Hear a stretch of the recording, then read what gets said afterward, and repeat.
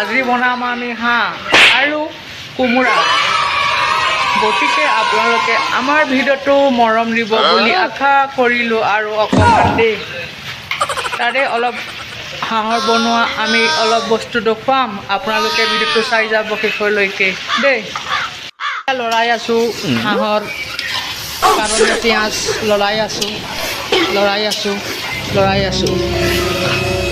পিঁয়াজটো সিজিব লাগিব ভালদৰে। ইয়াৰ লগে লগে আমি মছলা পাতিবোৰ দি দিম।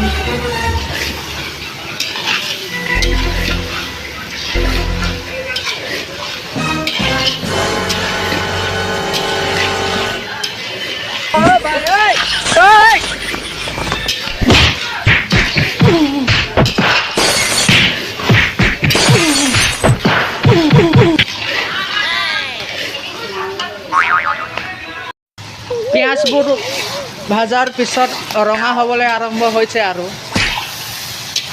বেছি সময় নাই। পিঁয়াজৰ স্মেলবোৰ গোন্ধাইছে ধুনীয়া ৰঙা হৈ আছে পিঁয়াজবোৰ। কণ্টেক সময়ৰ পাছতে আমি ইয়াৰ মছলা ঢালিম। চাই যাওক ভিডিঅ'বোৰ আমাৰ।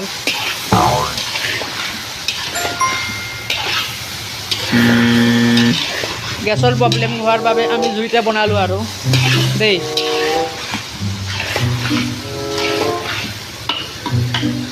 বতৰটো ডাৱৰীয়া আজি।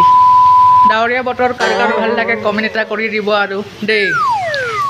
দিওঁ হাঁহ মাংস ঢালি দিয়াৰ পাছত আমি লৰাই থাকিম ইয়াক 30 মিনিট 40 মিনিট আমি এনেদৰে সিজাই থাকিম। তাৰপিছত ইয়াত মছলা ঢলা হ'ব। এয়া চাই লওক আপোনালোকে পুৰা মাংস কালাৰ আৰু পিঁয়াজৰ কালাৰ দেখিছে।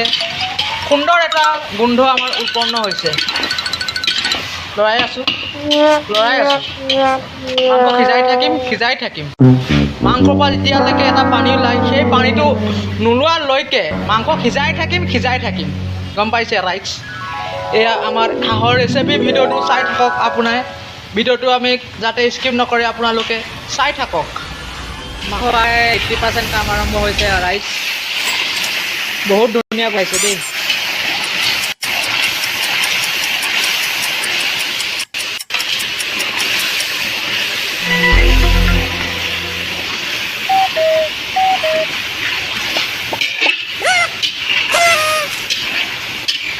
প্ৰায় আপোনাৰ 80% কাম হৈ গ'ল ইয়াৰ।